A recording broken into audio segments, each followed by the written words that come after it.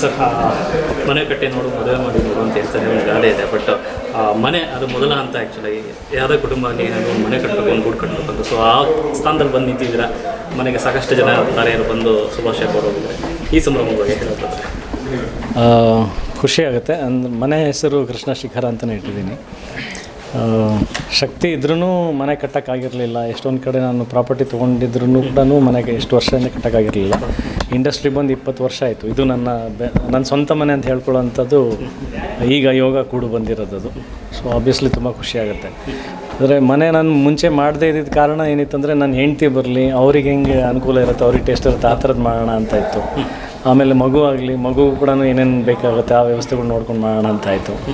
So ಹೋಗ್ತಾ ಆಮೇಲೆ ನನ್ನ ಹೆಂಡ್ತಿ ಬೈದಲಿಲ್ಲ, ಮಾಡ್ಬಿಡು ಆಮೇಲೆ ನೋಡ್ಕೊಳ್ಳೋಣ ಅಂತ. ಸೊ ಅದಕ್ಕೆ ಒಂದು ಮನೆ ಅವ್ರಿಗೆ ಇಷ್ಟ ಆಗೋ ಥರದ್ದೆಲ್ಲ ಒಂದು ಮನೆ ಮಾಡಿದ್ದೀನಿ ಅಷ್ಟೇ. ಸರ್ ಬಂದವರೆಲ್ಲ ಒಂದೇ ಮಾತು ಹೇಳಿದ್ರು, ಅಂದರೆ ಸಂಸ್ಕಾರ ಮತ್ತು ಇದು ಒಳ್ಳೆತನ ಅಂತಂದರೆ ಇವ್ರು ಜೋಡಿ ನೋಡ್ಕೊಳ್ಳೇಬೇಕು. ಅಷ್ಟು ಕಷ್ಟಪಟ್ಟು ಇನ್ನು ಇಂಡಸ್ಟ್ರಿಯಲ್ಲಿ ಬಂದು ಚೆನ್ನಾಗಿ ನಿಂತ್ಕೊಂಡು ಈ ಥರದೊಂದು ಸಾಧನೆ ಮಾಡಿ ಒಂದು ಮನೆ ಕಟ್ಟಿದ್ರು, ಒಂದು ಗೂಡು ಕಟ್ಟಿದ್ರೆ ಅನ್ನೋದು ಖುಷಿ ಅಂತ. ಇಲ್ಲ, ಅದು ಆ್ಯಕ್ಚುಲಿ ಕಲಾವಿದರಿಗೆ ವಿಶೇಷವಾಗಿರಬೇಕಾಗಿರ್ತಕ್ಕಂಥ ಒಂದು ಸಂಸ್ಕಾರ ಅದು. ನಾನು ಎಲ್ರಿಗೂ ಕೇಳ್ಕೊಳ್ಳೋದು ಅಷ್ಟೇ. ಯಾಕಂದರೆ ಸಿನಿಮಾ ಇಂಡಸ್ಟ್ರಿಯಿಂದ ಏನೇನೋ ವಿಷಯಗಳು ಕೇಳ್ಪಡ್ತಾ ಇರ್ತೀವಿ, ಕೆಲವೊಂದು ದುರ್ಘಟನೆಗಳು ಕೇಳ್ಪಡ್ತಾ ಇರ್ತೀವಿ, ಅಥವಾ ಏನೋ ಒಂದು ಮನಸ್ತಾಪಗಳು ಬರ್ತಾ ಇರ್ತೀವಿ. ಅದು ಏನಾಗ್ತಾ ಇರುತ್ತೆ, ಪಬ್ಲಿಕ್ಕಿಗೆ ನಮ್ಮನ್ನೆಲ್ಲ ತುಂಬ ಒಂದು ಮಾದರಿಯಾಗಿ ರೋಲ್ ಮಾಡಲಾಗಿ ನೋಡೋಕ್ಕೆ ಇಷ್ಟಪಡ್ತಿರ್ತಾರೆ. ಸೊ ನಾನು ವಿಶೇಷವಾಗಿ ಅದನ್ನು ತುಂಬ ಕಾಳಜಿ ವಹಿಸಿ, ಅದು ನಮಗೆ ಜವಾಬ್ದಾರಿ. ಅದು ನಾಳೆ ದಿನ ನೋಡಿದವರು ಹೌದಪ್ಪ ನಾವು ಇವ್ರ ಥರ ಬದುಕಬೇಕು ಅಂತ ಅನ್ನಿಸ್ಬೇಕು. ಸೊ ಆ ಮಾರ್ಗದಲ್ಲಿ ಸಾಕಷ್ಟು ಜನ ಹಿರಿಯರು ನಡೆದಿದ್ದಾರೆ ಹಿಂದಿನ ಕಾಲದಲ್ಲಿ. ಈಗ ವಿಷ್ಣು ಸರ್ ಆಗಿರ್ಬೋದು, ಅಣ್ಣವರಾಗಿರ್ಬೋದು. ಸೊ ನಾವೆಲ್ಲ ಅವರವರ ಅಭಿಮಾನಿ. ಆಮೇಲೆ ಜೊತೆ ನಮ್ಮ ತಂದೆ ತಾಯಿ ಹಾಕಿರ್ತಕ್ಕಂಥ ಸಂಸ್ಕಾರಗಳು.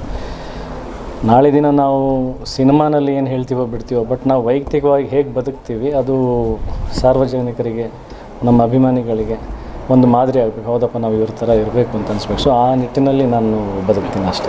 ಇವತ್ತೆಲ್ಲ ಗೆಳೆಯರು ಇತಿಹಾಸಿಗಳೆಲ್ಲ ಬಂದು ಅವರು ಒಂದು ಅಭಿಮಾನ ನಿಮ್ಮ ಜೊತೆ ಇರೋಂಥ ಇಲ್ಲ, ತುಂಬ ಖುಷಿ ಆಯಿತು ಬಂದು ಹರಿಸಿ ಆಶೀರ್ವಾದ ಮಾಡಿದ್ದು. ಅದ್ರ ಜೊತೆಗೂ ಇಂಡಸ್ಟ್ರಿಯಲ್ಲಿ ಒಂದು ದುಃಖವಾದಂಥ ಒಂದು ವಿಷಯ ಕೇಳಿ ಬಂತು ಇವತ್ತು. ಸೊ ಹಾಗಾಗಿ ಸಾಕಷ್ಟು ಜನ ಆವಾಗಿಂದ ಮೆಸೇಜ್ ಕೂಡ ಮಾಡ್ತಾಯಿದ್ದಾರೆ, ಬರೋಕ್ಕಾಗ್ತಾಯಿಲ್ಲ ಅನ್ನೋದು. ಒಂದು ಕಡೆ ಖುಷಿ ಸಂದರ್ಭ ಆಗಿದ್ದರೆ ಇಂಡಸ್ಟ್ರಿಯಲ್ಲಿ ಇನ್ನೊಂದು ಕಡೆ ಒಂದು ದುಃಖದ ಸಂದರ್ಭವೂ ಆಗಿದೆ. ಸೊ ಅದನ್ನು ಕೂಡ ನನಗೆ ಬೇಜಾರಿದೆ. ಬಟ್ ಜೊತೆಗೆ ಸ್ವಂತ ಮನೆ ಆಗಿರೋದ್ರಿಂದ ನಾನು ಕೂಡ ಈ ಕಾರ್ಯ ನಿರ್ವಹಿಸಲೇಬೇಕು. ಬಟ್ ಸಾಧ್ಯವಾದರೆ ನಾನು ಅಲ್ಲಿಗೂ ಹೋಗಿ ಬರ್ತೀನಿ, ಅವ್ರ ಮನೆಗೂ. ಬಟ್ ಅಷ್ಟರ ಮೇಲೂ ಕೂಡ ಅಭಿಮಾನ ಇಟ್ಕೊಂಡು ಬಂದು ಇಲ್ಲಿ ನನಗೆ ಹರಿಸಿ ಹೋಗಿರ್ತಕ್ಕಂಥ ಎಲ್ರಿಗೂ ನಾನು ಹೃತ್ಪೂರ್ವಕವಾಗಿ ಧನ್ಯವಾದನ ಹೇಳೋಕ್ಕೆ ಇಷ್ಟಪಡ್ತೀನಿ.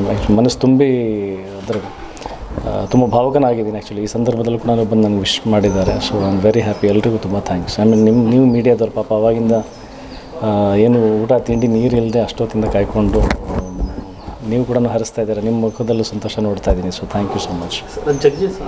ಜಗದೀಶ್ ಅವರು ನಿಮ್ಮ ಪರಿಚಯ ಆಯಿತಾ ಸರ್? ಪರಿಚಯ ಆಯಿತು. ಅವ್ರು 3 ದಿನ ಹಿಂದೆ ನನಗೆ ಮೆಸೇಜ್ ಮಾಡಿದ್ದಾರೆ, ಒಳ್ಳೇದಾಗಲಿ, ದೇವ್ರು ಒಳ್ಳೇದು ಮಾಡಲಿ, ನಾನು ಗೃಹ ಪ್ರವೇಶಕ್ಕೆ ಬರ್ತೀನಿ ಅಂತ ಮೆಸೇಜ್ ಮಾಡಿದ್ದಾರೆ. ಆ್ಯಕ್ಚುಲಿ ಅವ್ರು ಸಿಕ್ಕಿರಲಿಲ್ಲ ನನಗೆ. ಫೋನ್ ಟ್ರೈ ಮಾಡ್ತಾನೆ ಇದ್ದೆ.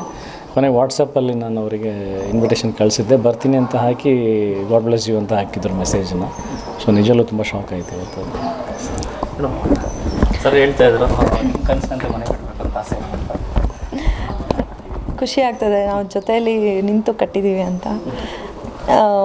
ಅಷ್ಟೇ, ತುಂಬ ಖುಷಿ ಆಗ್ತದೆ. ಎಲ್ಲರೂ ಬಂದೋದ್ರು, ನೀವೆಲ್ಲ ಬಂದಿದ್ದೀರಾ, ಹೇಳೋಕ್ಕಾಗ್ತಾ ಇಲ್ಲ. ತುಂಬ ಹ್ಯಾಪಿನೆಸ್ ಇದೆ. ಎಷ್ಟೋ ಜನರಿಗೆ ಸ್ಫೂರ್ತಿ ಅವರ ಒಂದು ಜರ್ನಿ. ಹೌದು, ಒಂದು ಸಣ್ಣದೊಂದು ಅವಕಾಶಕ್ಕೋಸ್ಕರ ಹುಡ್ಕೊಬಂದರು. ಇವತ್ತು ನಾಯಕ ನಟರಿಗೆ ಪ್ರೊಡ್ಯೂಸರ್ ಆಗಿ ಎಲ್ಲ ಹಂತದಲ್ಲೂ ಗೆಲ್ತಾ ಇದ್ದಾರೆ. ನಂಗೆ ತುಂಬ ಖುಷಿ ಆಗುತ್ತೆ ಅವ್ರ ವೈಫ್ ಆಗಿದ್ದೀನಿ ಅಂತ. ನನಗೆ ತುಂಬ ಪ್ರೌಡ್ ಇದೆ ಅವ್ರ ಮೇಲೆ. ಸರ್ ಅದೇ ನೀವು ಇಡೋಕ್ಕೆ ಕಾರಣ ಏನಾಗಿದೆ ಅಂತ? ಕೃಷ್ಣ ಇಲ್ಲ, ನಾನು ಕೃಷ್ಣನ ಭಕ್ತಾನೆ.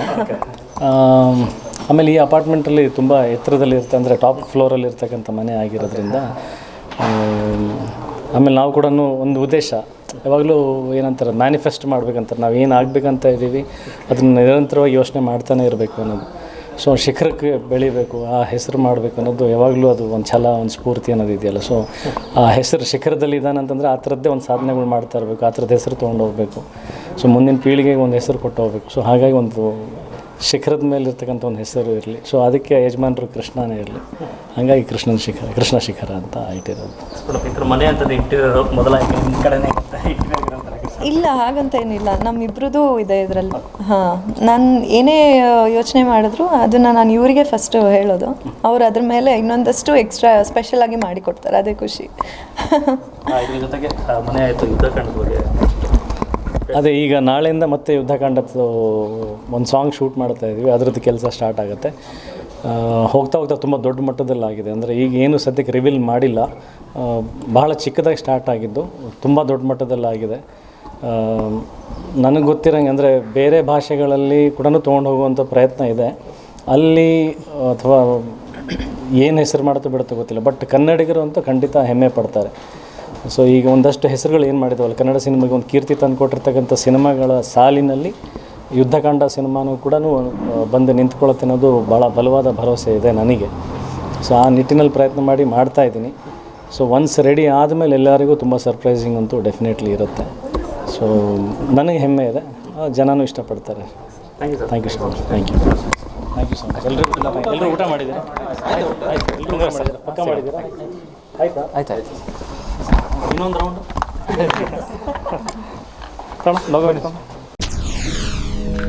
SS ಟಿವಿ, ಸಿನಿಮಾ ಜಗತ್ತಿನ ಕ್ಷಣ ಕ್ಷಣದ ಸುದ್ದಿಯೊಂದಿಗೆ.